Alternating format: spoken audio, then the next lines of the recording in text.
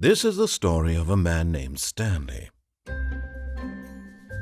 Stanley worked for a company in a big building where he was employee number 427.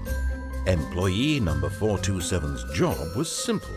He sat at his desk in room 427 and he pushed buttons on a keyboard. Orders came to him through a monitor on his desk, telling him what buttons to push, how long to push them, and in what order. This is what employee 427 did every day of every month of every year. And although others might have considered it soul-rending, Stanley relished every moment that the orders came in, as though he had been made exactly for this job.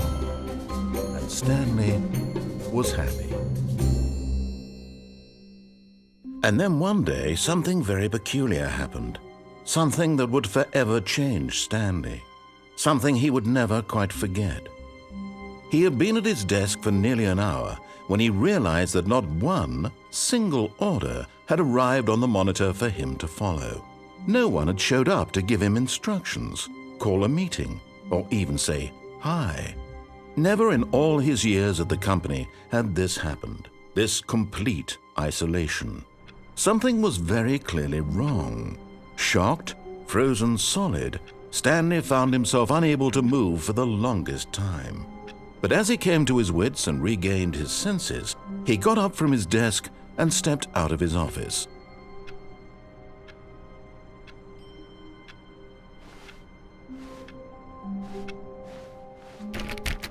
All of his co-workers were gone.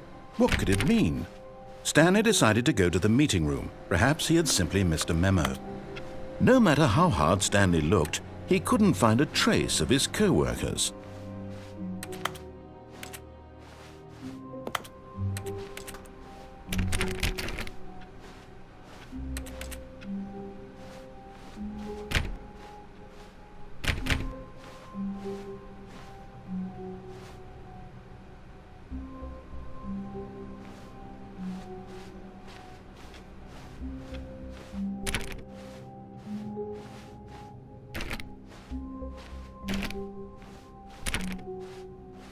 When Stanley came to a set of 2 open doors, he entered the door on his left.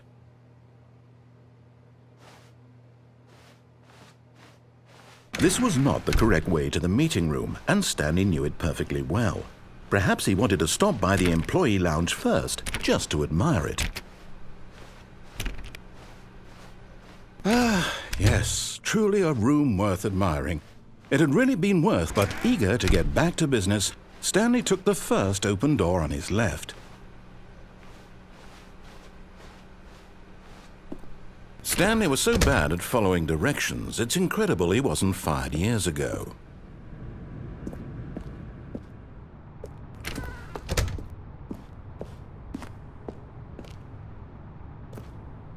But in his eagerness to prove that he is in control of the story and no one gets to tell him what to do, Stanley leapt from the platform and plunged to his death.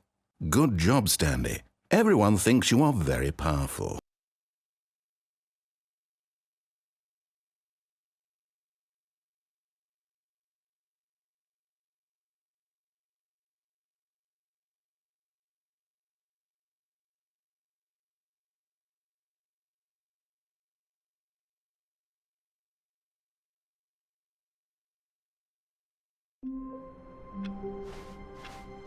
All of his co-workers were gone.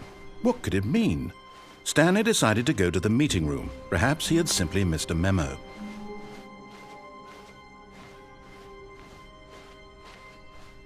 When Stanley came to a set of 2 open doors, this was not the correct way to the meeting room, and Stanley knew it perfectly well. Perhaps he wanted to stop by the employee lounge first, just to admire it. Wow, yes, this room. But eager to get back to business, Stanley took the first open door on his left.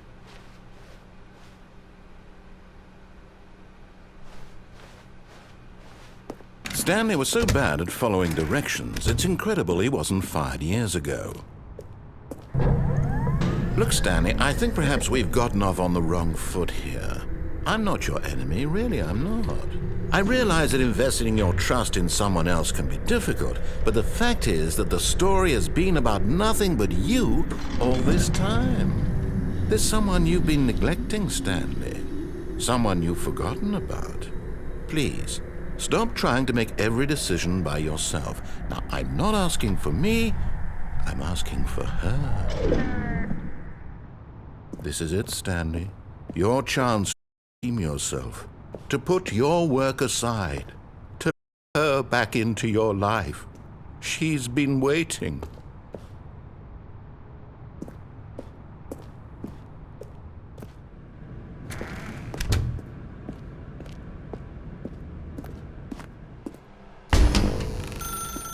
That's her, Stanley.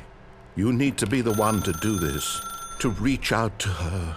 If you can truly place your faith in another, then pick up the phone.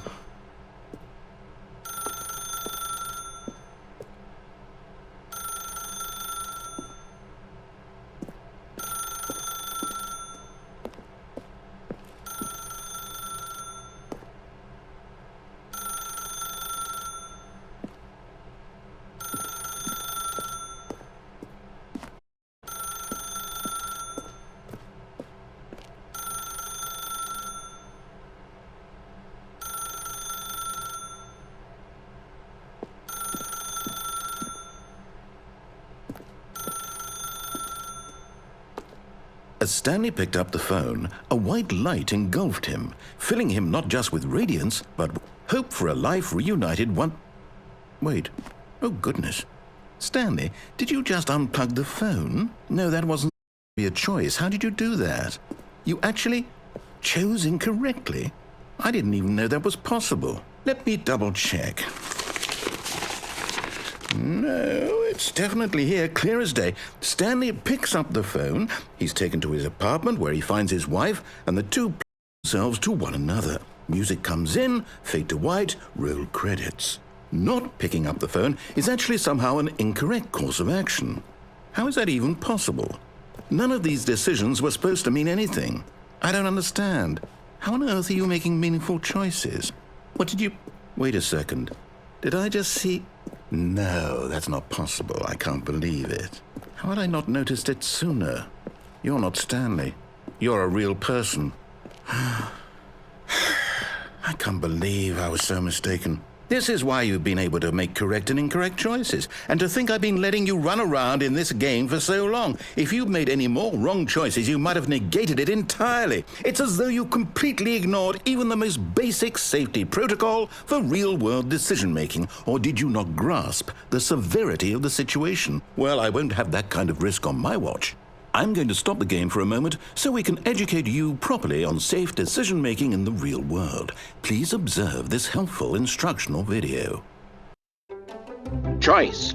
It's the best part of being a real person, but if used incorrectly can also be the most dangerous. For example, in this scenario, a hypothetical real person named Rupert has a choice.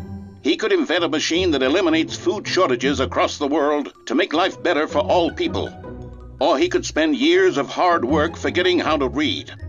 Which choice would you make? Remember that unlike here, the real world makes sense, and at no time should you make a choice that does not conform to rational logic. If you find yourself speaking with a person who does not make sense, in all likelihood, that person is not real. Allow the person to finish their thought, then provide an excuse why you cannot continue talking. Turn to a partner and practice saying, "My goodness, is it 4:30? I'm supposed to be having a back, sack, and crack."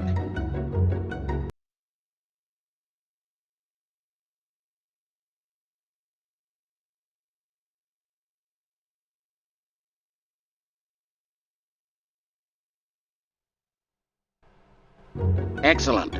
Making choices on a regular basis is the best part to a healthy decision-making process. Most medical professionals recommend making at least 8 choices per day. Do you make more than 8? Less? And finally, if you begin to wonder if your choices are actually meaningful and whether you'll ever make a significant contribution to the world, just remember that in the vast infiniteness of space, your thoughts and problems are materially insignificant, and the feeling should subside. At this time, your instructor will guide you in an exercise to test and reinforce the material covered in this video. Ah, welcome back. You may have noticed that this room has begun to deteriorate as a result of narrative contradiction. But not to worry. Now that you're properly informed on good decision-making, we're going to revisit a choice you made just a few minutes ago and see what the correct thing to do would have been. This way, please.